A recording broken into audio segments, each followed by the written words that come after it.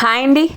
ఈరోజు మా ఇంట్లో కొబ్బరి వేరుశనగపప్పు కలిపినటువంటి రైసు, నెక్స్ట్ బీరకాయ పచ్చిశనగపప్పు కూర, కొద్దిగా వైట్ రైస్ అండి. వైట్ రైస్నే 2 భాగాలు చేశాను.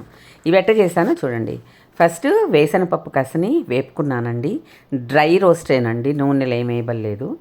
ఆ తర్వాత ఎండు కొబ్బరి చిన్న ముక్కలు చేసి దాన్ని కూడా వేపుకోవాలి. ఆ తర్వాత చూడండి, దీన్ని కూడా చక్కగా వేపుకోవాలండి. ఇలా వేపిన తర్వాత ఆయిల్ ఏం వేయబడలేదండి. అది కూడా వేపిన తర్వాత పక్కన తీసి పెట్టుకొని, తర్వాత ఒక్క స్పూను ఆయిల్ వేసి దానికి తగ్గ కారం, ఎంత కారం కావాల్సింటే అన్ని మిరపకాయలు, కొద్దిగా జీలకర్ర, ఇంతేనండి దీనికి కావాల్సిన ఇంగ్రీడియంట్స్. దీన్ని బాగా వేపి ఇదిగో ఇలా మిక్సీకి వేసేసుకొని కాస్త తగినంత ఉప్పు వేసి మిక్సీ పట్టుకుంటే ముద్దగా వచ్చేస్తుందండి.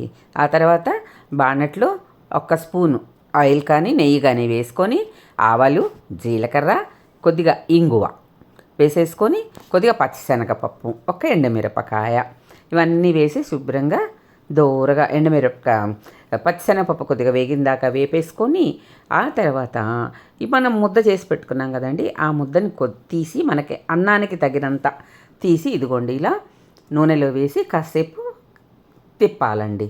ఇలా తిప్పిన తర్వాత ఆ ముద్దంతా కరిగి పొడి అయిపోతుంది. తర్వాత కొద్దిగా సాల్ట్ వేసేసి దానిలో మనం క్వాంటిటీకి తగ్గ రైస్ని వేసేసుకొని దాంట్లో శుభ్రంగా బాగా తిప్పేయాలండి.